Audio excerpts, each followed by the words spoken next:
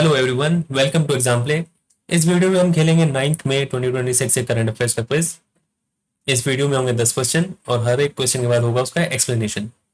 तो question number 1, with reference to the JANANI platform consider the following statements. JANANI का full form है journey of antenatal, natal and neonatal.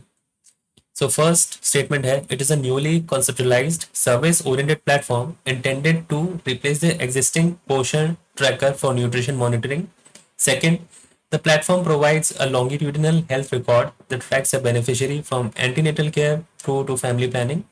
Third, it utilizes biometric verification and unique identifiers specifically to prevent the creation of duplicate records for migratory populations. So इसमें से कौन सा statement correct है? तो इसका right answer है first statement जो है। ये प्लेटफॉर्म बेसिकली पोषण ट्रैकर को रिप्लेस नहीं कर रहा है, ये reproductive and child health platform RCH को रिप्लेस कर रहा है। तो फर्स्ट स्टेटमेंट गलत है, तो इसका राइट आंसर हो जाएगा ऑप्शन सी 2 एंड 3। तो बेसिकली एंटीनेटल का मतलब होता है care related to pregnant women, natal का मतलब है at the time of birth और न्यू नेटल का मतलब है after birth. Okay, and this platform replaces reproductive and child health portal, not the Poshan tracker. तो स्टेटमेंट 1 इनकरेक्ट है और स्टेटमेंट 2 और 3 करेक्ट है।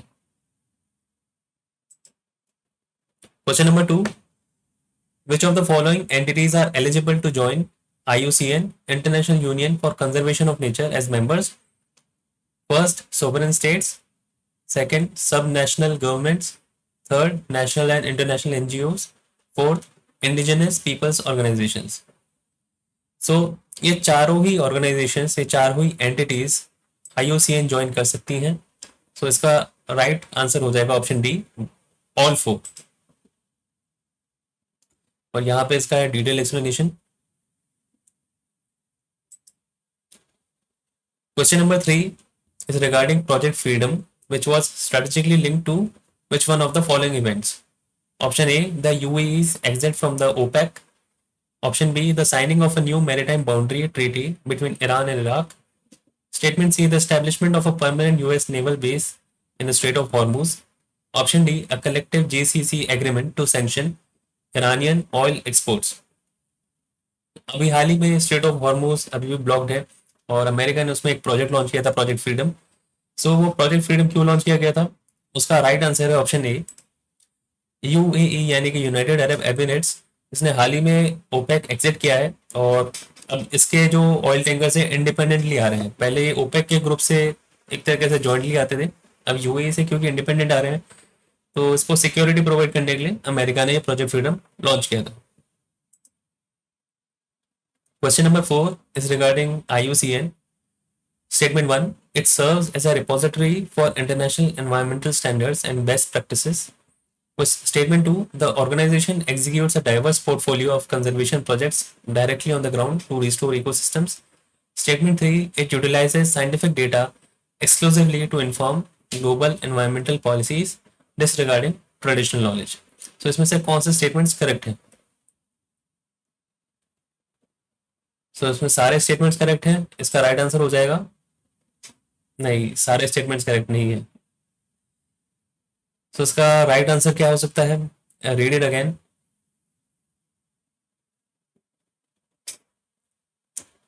सेकेंड स्टेटमेंट जो है वो गलत लग रहा है बिकॉज ये directly on the ground act नहीं करता है। नहीं, ये भी गलत है। तो उसका राइट आंसर है option B 1 and 2।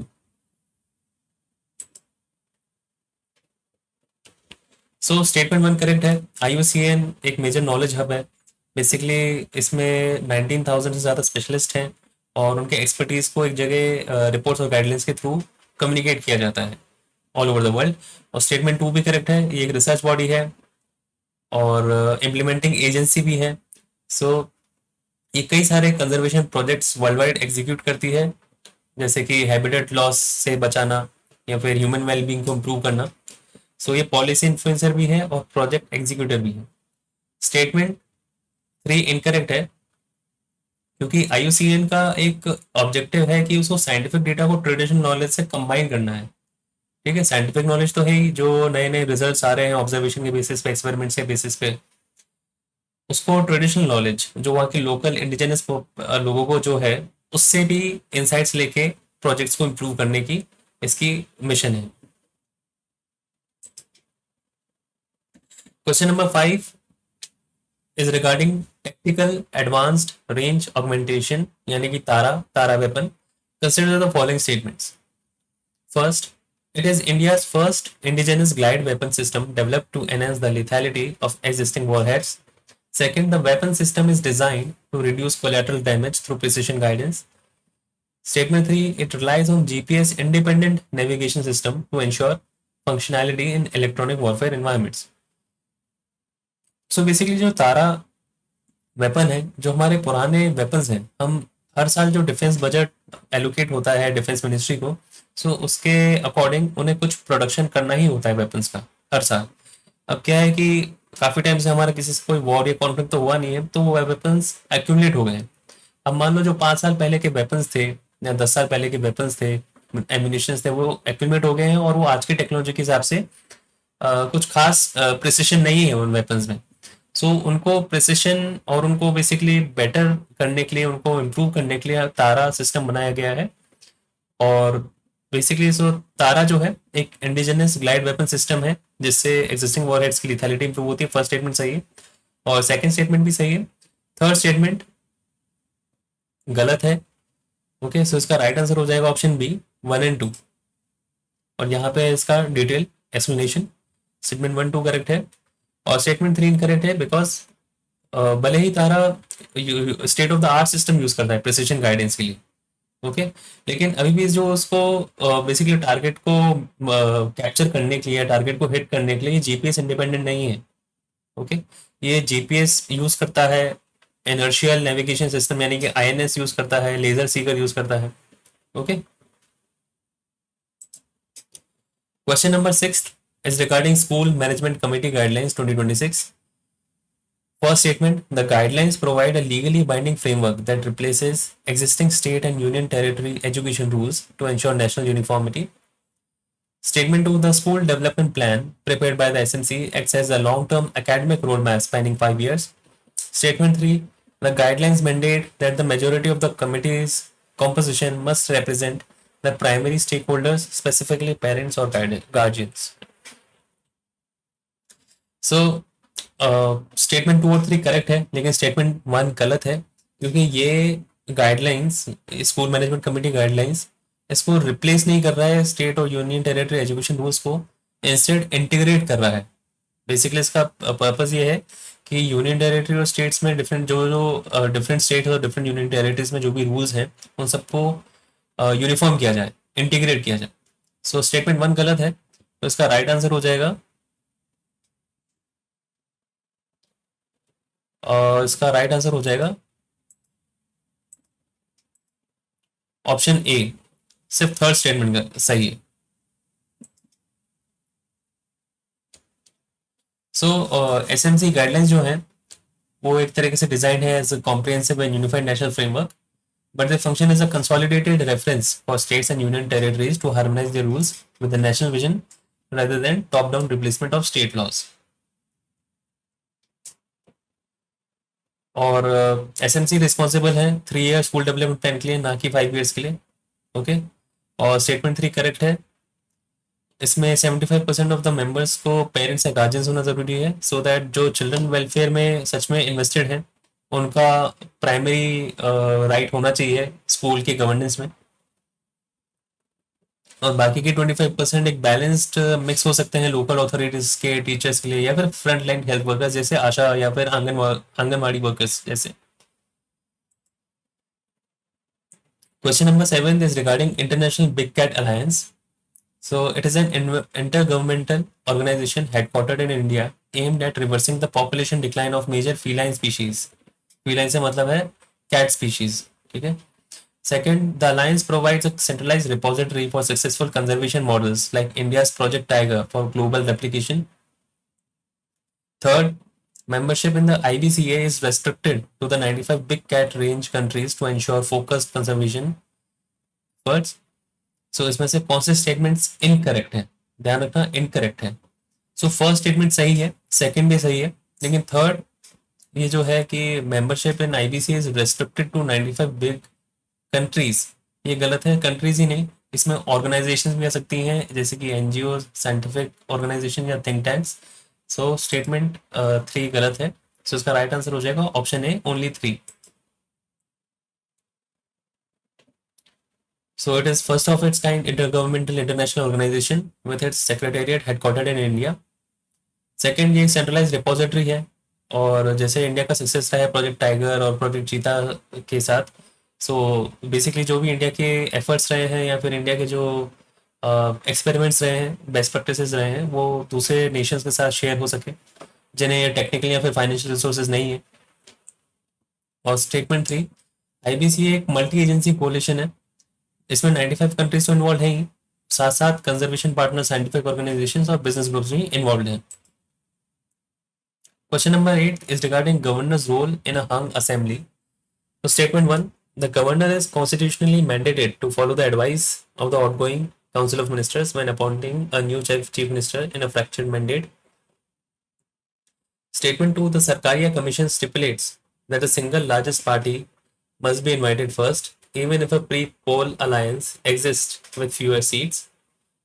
The Supreme Court has ruled that the governor has the final authority to determine a party's majority through private verification of signatures. So इसमें से कौन से स्टेटमेंट्स करेक्ट हैं?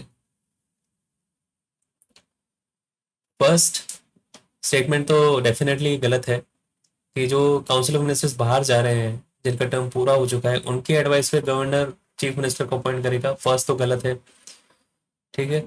सो सेकंड और 3 हो सकता है, दोनों करेक्ट स्टेटमेंट है। ओके, ये क्वेश्चन गलत हो गया। सो अभी तक मेरा स्कोर जो रहा है, ये मेरे 3 क्वेश्चंस गलत हो चुके हैं। सो मोस्ट प्रोबेबली कोई भी स्टेटमेंट करेक्ट नहीं है फिर। सो इसका राइट आंसर है option D, none. So first statement incorrect है, क्योंकि outgoing council of ministers bind नहीं कर सकते गवर्नर को नया नया सीएम इलेक्ट करने के लिए, नया सीएम अपॉइंट करने के लिए। स्टेटमेंट 2 भी इनकरेक्ट है, क्योंकि सरकारी और पुंची कमीशन क्लियरली स्टेट करते हैं कि सबसे पहले प्री पोल अलायंस जिसकी हो, जिन पार्टीज की हो, जिनके पास लार्जेस्ट नंबर ऑफ सीट्स हो, उन्हें पहले इनवाइट करना चाहिए ahead of the single largest party. Okay, और स्टेटमेंट 3 भी इनकरेक्ट है, क्योंकि ये कमीशन के जो नॉर्म्स हैं और जुडिशियल प्रेसिडेंट्स हैं, जनरली जो पहले के जो केसेस हो चुके हैं, वो एम्फेसाइज करते हैं कि मेजोरिटी को टेस्ट करने के लिए floor of the house test होना चाहिए, और ना कि गवर्नर को प्राइवेटली डिटरमिन करना चाहिए कि किसके पास मेजोरिटी है। फ्लोर ऑफ द टेस्ट होना चाहिए। Question number 9 is regarding methane alert and response system MARS. First statement, it is a satellite based system that specifically monitors methane super emitters and is managed by the International Methane Emissions Observatory. Second, the system maintains a strictly confidential data policy, sharing emission alerts only with the concerned governments to prevent industrial panic. Statement 3, MARS uses the persistency weighted flux method to distinguish between incidental short-term leaks and chronic long-term emitters. तो इसमें से कौन से statements correct है? सो हो सकता है कि तीनों ही करेक्ट है, नहीं, ये ऑप्शन गलत हो गया। सो इसका राइट आंसर है option C, 1 and 3। So statement 1 correct है। Mars is a component of IMEO under the UNEP focused on identifying super emitters। और statement 3 भी correct है, because it uses the persistency weighted flux। So methane leaks one time accident भी हो सकते हैं, या फिर एक continuous operational failure भी हो सकते हैं। So basically इस मेथड से साइंटिस्ट जो है प्रायोरिटाइज कर सकते हैं कि हमें किन लीक्स को सबसे पहले अटेंशन देना है, ठीक है। स्टेटमेंट 2 इनकरेक्ट है, क्योंकि मार्स की ट्रांसपेरेंसी पॉलिसी है, जिसमें सारा जो भी डेटा है वो पब्लिकली शेयर होता है 30 to 45 days after an event. और ये जो गैप दे रखा है 30 to 45 डेज का, वो इसलिए दे रखा है सो दैट जो कंपनी या फिर गवर्नमेंट रिस्पॉन्सिबल है इन लीक्स के लिए, वो उसको रिस्पॉन्ड कर सकें और मिटिगेट कर सकें सो दैट इवेंचुअल पब्लिकेशन जो होगा उसमें वहाँ पे पब्लिक अकाउंटेबिलिटी भी मेंशन की जाएगी कि yes there was an accident but this party और this entity has taken a responsible action.